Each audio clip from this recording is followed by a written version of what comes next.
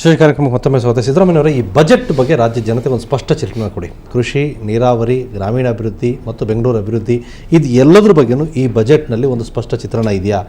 ಈಗ ಅಲೋಕೇಶನ್ ಮಾಡಿರೋ ಹಣ ಕೊಡೋದಕ್ಕೆ ಸಾಧ್ಯ ಇದೆಯಾ? ಈಗ ಫಸ್ಟ್ ಆಫ್ ಆಲ್ ಇವರು ಏನೇನು ಅಲೋಕೇಶನ್ ಮಾಡ್ಕೊಂಡಿದ್ದಾರೆ, ಈಗ ನೀರಾವರಿಗೆ 8,100 ಕೋಟಿ ಅಂತ ಇಟ್ಕೊಂಡಿದ್ದಾರೆ. ಕಳೆದ ವರ್ಷ ಎಷ್ಟು 7,000 ಕೋಟಿ ಇಟ್ಕೊಂಡಿದ್ದು, ಅದರಲ್ಲಿ ಬಿಡುಗಡೆ ಮಾಡೋಕ್ಕಾಗಲಿಲ್ಲ ಇವ್ರ ಕೈಯಲ್ಲಿ.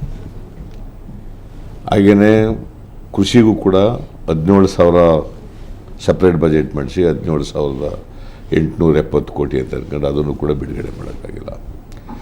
ಹಾಗೆ ವಿದ್ಯುತ್ ವಲಯಕ್ಕೂ ಕೂಡ ಎಕ್ಸೆಪ್ಟ್ ದಟ್ ಸಬ್ಸಿಡಿ ದುಡ್ಡು ಎಂಥದ್ದು ಥೆಫ್ಟು, TND ಲಾಸ್ ಇದು ಕೊಡೋದು ಬಿಟ್ಟರೆ, ಮತ್ತು ಪರ್ಚೇಸ್ ಮಾಡೋಕ್ಕೆ ಖರ್ಚು ಮಾಡೋದು ಬಿಟ್ಟರೆ ಬೇರೆ ಇನ್ನೇನು. ಸಾವಯವ ಕೃಷಿಗೆ ಮತ್ತೆ 100 ಕೋಟಿ ಜಾಸ್ತಿ, ಸಾವಯವ ಕೃಷಿಗೆ 200 ಕೋಟಿ ಅಂತ ಹೇಳಿ ಅವನ ಆನಂದ ಅಳ್ತಾ ಇದೆ. ಕೃಷಿ ಮಿಷನ್ ಅಳ್ತಾ ಇದೆ. ಬಟ್ ಅದರಲ್ಲೇನು ದುಡ್ಡು ಖರ್ಚಾಗಿಲ್ಲ.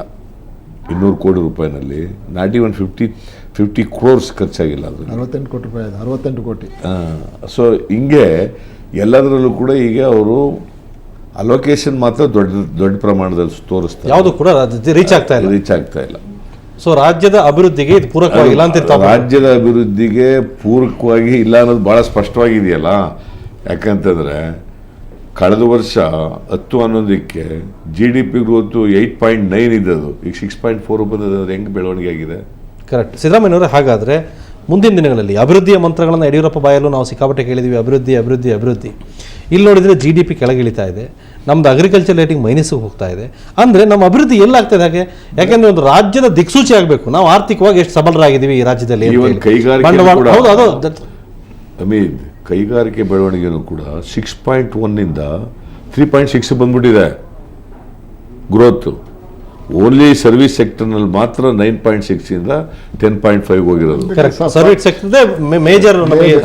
ಈಗ ಒಟ್ಟಾರೆ ನಾವು ಇದನ್ನು ಏನು ಮಾಡಬೇಕಂದ್ರೆ, ಕೃಷಿಗೆ ಕೊಡಬೇಕಾಗಿರ್ತಕ್ಕಂಥ ನಿಜವಾದಂಥ ಒತ್ತನ್ನು ಯಡಿಯೂರಪ್ಪನೂ ಕೊಟ್ಟಿಲ್ಲ, ಈಗ ಸದಾನಂದ ಗೌಡ ಕೊಡಲಿಕ್ಕೆ ಆಗೋದಿಲ್ಲ. ಇದು ನಮಗೆ 123 ತಾಲೂಕುಗಳಲ್ಲಿ ಇವತ್ತು ಬರಗಾಲ. ಆ ಬರಗಾಲದಲ್ಲಿರ್ತಕ್ಕಂಥ ಜನರ ಪರಿಸ್ಥಿತಿ ನಾನು ಹೇಳ್ತಾ ಇದ್ದೀನಿ, ಬಹುಶಃ ನಾನು ಹೇಳ್ತೀನಿ 16 ವರ್ಷಗಳಿಂದ ಅಷ್ಟು ಭೀಕರವಾಗಿರ್ತಕ್ಕಂಥ ಬರಗಾಲ. ವಲಸೆ ಹೋಗ್ತಾ ಇದ್ದಾರೆ, ಅಲ್ಲಿ ಆಹಾರ ಪದಾರ್ಥಗಳಿಲ್ಲ, ನೀರಿಲ್ಲ, ವಿದ್ಯುತ್ ಶಕ್ತಿ ಇಲ್ಲ, ಕಡೆಗೆ ಉದ್ಯೋಗ ಇಲ್ಲ. ಇಷ್ಟೆಲ್ಲ ಪರಿಸ್ಥಿತಿ ಆದರೂ ಕೂಡ ಇವರು ಹೇಳ್ತಾ ಇರ್ತಕ್ಕಂಥೇನು, ನಾವು 2,100 ಕೋಟಿ ರೂಪಾಯಿಗೆ ಕೇಂದ್ರಕ್ಕೆ ಮನವಿ ಸಲ್ಲಿಸಿದ್ವಿ, ಆ ಹಣ ಬರೋದನ್ನು ಪರಗಾಯ್ತಾ ಇದ್ದಾರೆ. ಕಲಾಮಿಟಿ ರಿಲೀಫ್ ಫಂಡ್ನಿಂದ ಬಂದಿರತಕ್ಕಂಥ 160 ಕೋಟಿ ರೂಪಾಯಿನ ಅವರು ಖರ್ಚು ಮಾಡಿದ್ದಾರೆ.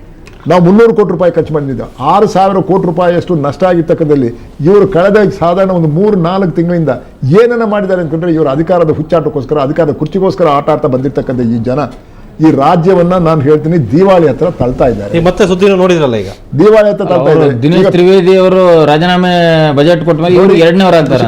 ಈಗ ಡೆಲ್ಲಿಗೆ ಹೋಗ್ತಾ ಇರ್ತಕ್ಕಂಥ ಪರಿಸ್ಥಿತಿಯನ್ನು ನಿರ್ಮಾಣ ಮಾಡಿದ್ರೆ ಈ ಬಜೆಟ್ ಅನ್ನು ಯಾಕೆ ಮಂಡನೆ ಮಾಡಬೇಕಾಗಿತ್ತು? ಆಗೋ ಮೊದಲೇನೆ ಈಗ ಇವರು ನಿರ್ಮಾಣ ಮಾಡಬೇಕಾಗಿತ್ತು. ಇವತ್ತು ನಾನು ಹೇಳ್ತಾ ಇರ್ತಕ್ಕಂಥದ್ದು, ಸದಾನಂದ ಗೌಡರು ಸದಿಚ್ಛೆ ಇದೆ, ನಾನು ಇಲ್ಲ ಅಂತ ಹೇಳಕ್ಕೆ ತಯಾರಾಗಿಲ್ಲ. ಸದಿಚ್ಛೆ ಇರ್ಬೋದು ಅವರಿಗೆ, ಪ್ರಾಮಾಣಿಕತೆಯಿಂದ ಕೆಲಸ ಮಾಡಬೇಕು ಅಂತ ಇದೆ.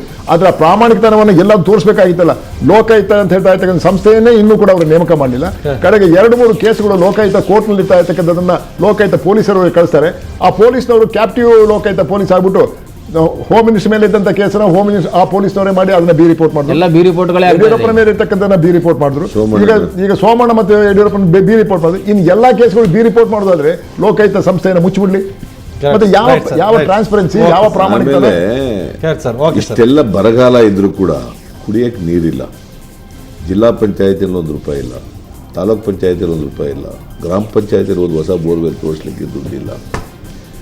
169 ಕೋಟಿ ರೂಪಾಯಿ ಈ ವರ್ಷ CRF ಫಂಡು, ಕೇಂದ್ರದ್ದು 126 ಕೋಟಿ, ಇವ್ರದ್ದು 42 ಕೋಟಿ. ಅದರಲ್ಲಿ 172 ಕೋಟಿ ಮಾತ್ರ ಬಿಡುಗಡೆ ಮಾಡಿರೋದು. ಇಲ್ಲಿವರೆಗೆ ಖರ್ಚು ಮಾಡಿರೋದು 172 ಕೋಟಿನೂ ಇಲ್ಲ. Okay sir, okay.